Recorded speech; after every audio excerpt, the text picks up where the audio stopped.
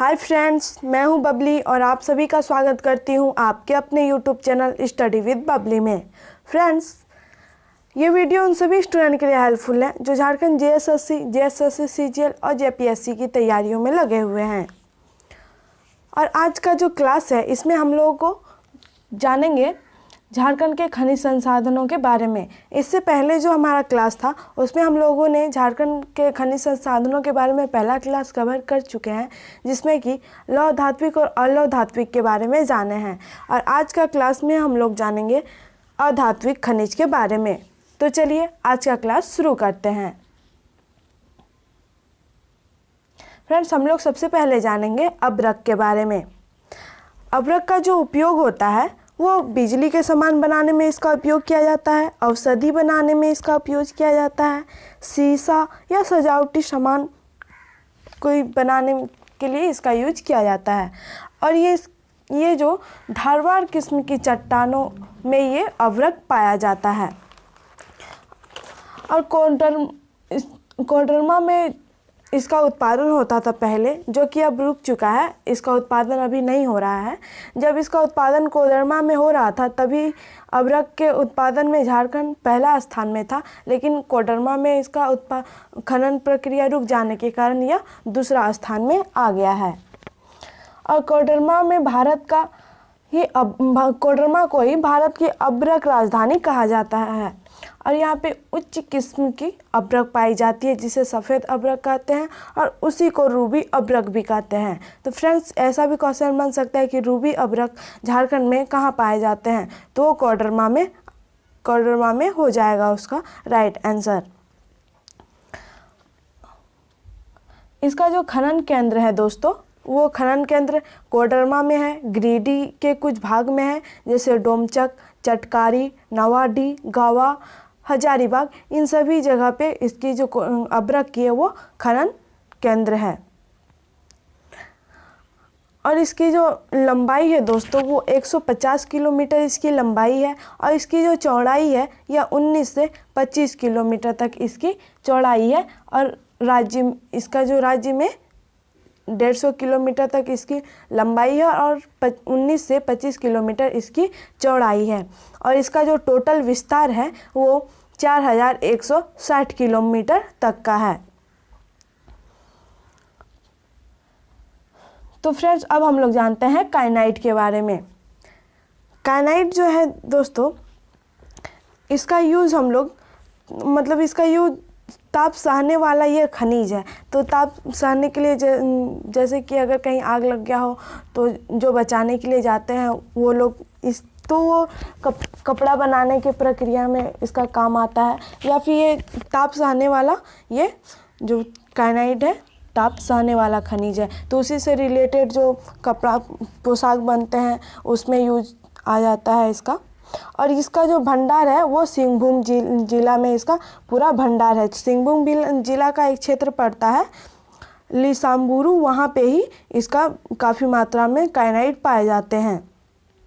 और वो जो स्थान है सिंहभूम क्षेत्र का ही लिसाम्बुरु, तो उसी में ही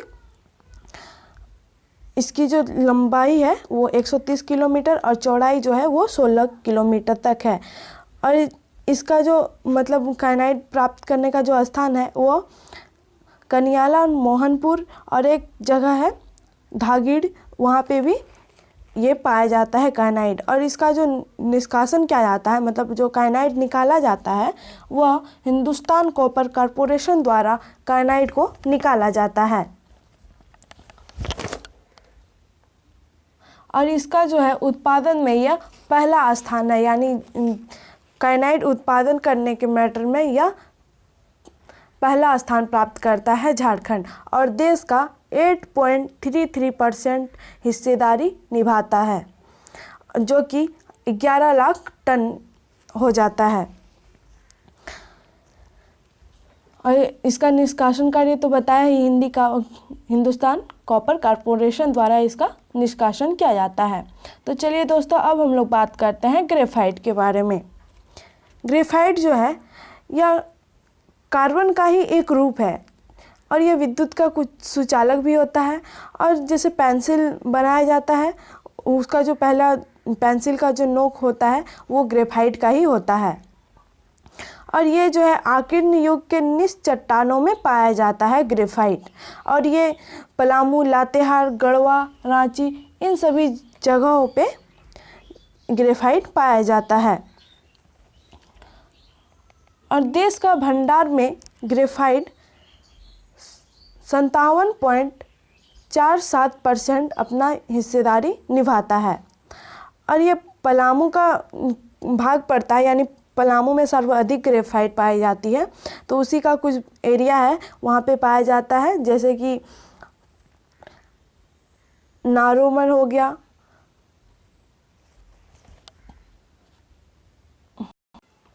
कोजरूम हो गया, बरेसनथ हो गया और लाट क्षेत्र आ गया पलामू का। इन सभी जगहों में जो है वो ग्रेफाइट मिलते हैं। तो फ्रेंड, तो चलिए अब हम लोग आगे बात करते हैं चीनी मिट्टी के बारे में। चीनी मिट्टी का जो यूज़ होता है दोस्तों, वो बिजली के उपकरणों बनाने में इसका यूज होता है। मतलब जो घरेलू बर्तन होते हैं उसे बनाने में भी इसका यूज होता है।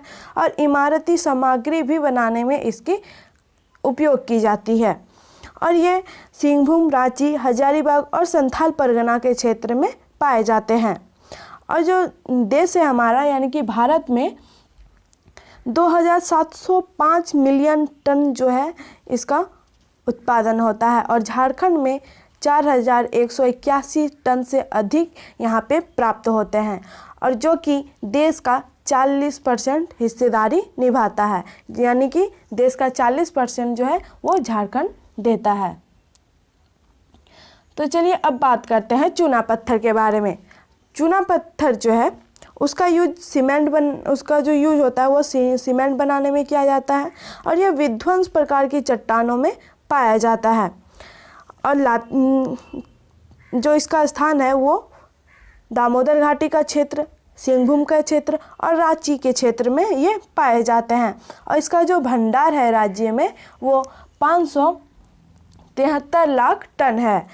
और झारखंड में जो चूना पत्थर है उसकी 33 खानें हैं, यानी कि 33 खान है चूना पत्थर की।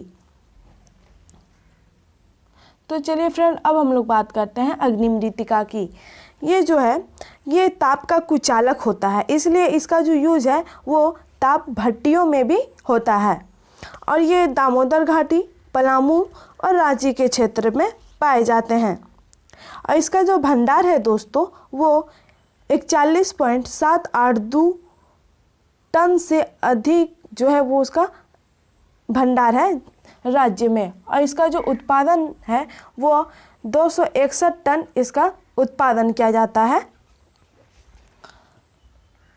अब हम लोग बात करते हैं डोलोमाइट के बारे में।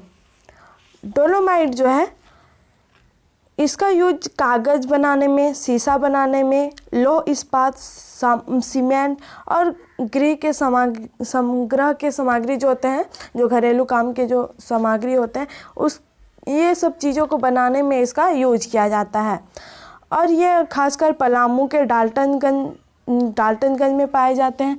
तो जो सिंहभूम हो गए यहाँ दोस्तों, सिंहभूम के चाईबासा में यहाँ पे डोलोमाइट पाया जाता है। और इसका जो भंडार है दोस्तों वो 47.2 लाख टन जो है वो झारखंड में अभी इसका भंडारित है। और देख ही सकते हैं इसका यूज कागज़, शीशा, लौह इस्पात बनाने में इसका यूज किया जाता है।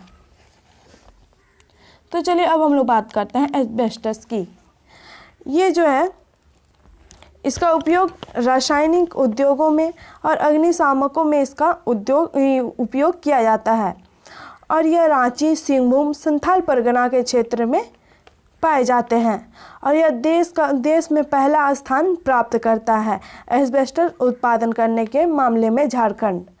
तो याद रखेंगे दोस्तों, एस्बेस्टस उत्पादन करने में जो झारखंड है वो पहला स्थान प्राप्त करता है।